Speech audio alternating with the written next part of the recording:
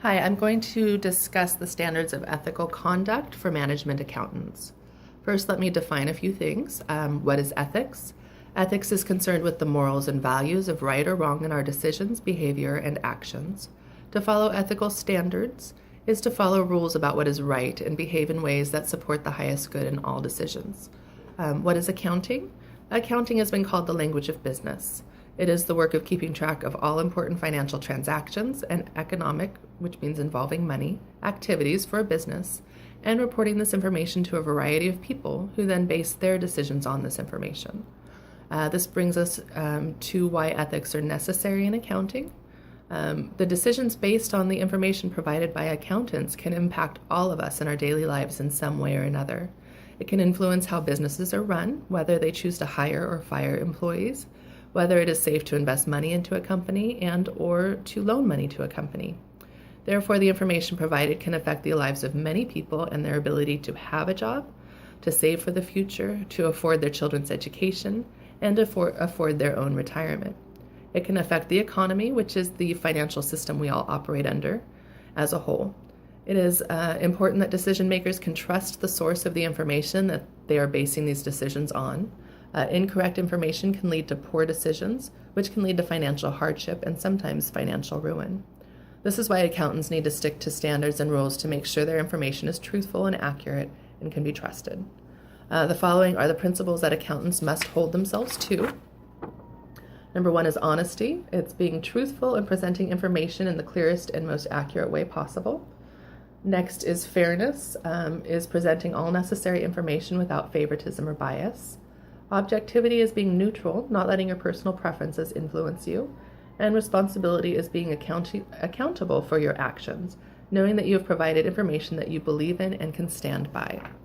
The ethical standards of accountants are competence.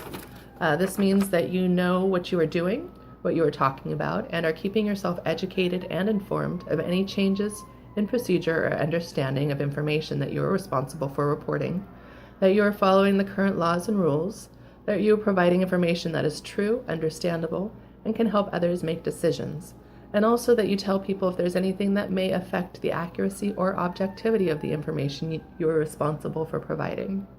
Confidentiality means that you keep the information to yourself unless you are given permission or required by law to disclose the information.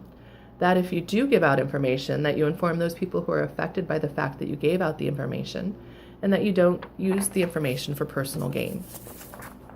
Next is integrity. That means that you do not use your position, the trust people have in you, or the information that you have in your job for personal gain or for the personal gain of someone else.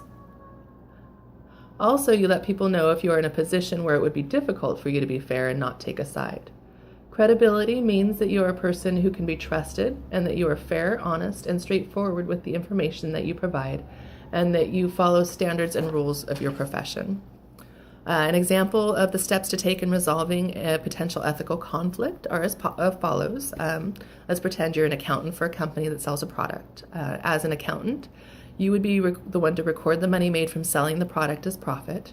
When you record the money made as profit, you want to subtract the amount of money that it cost you to make or purchase the product that you sell from the total amount it was sold for.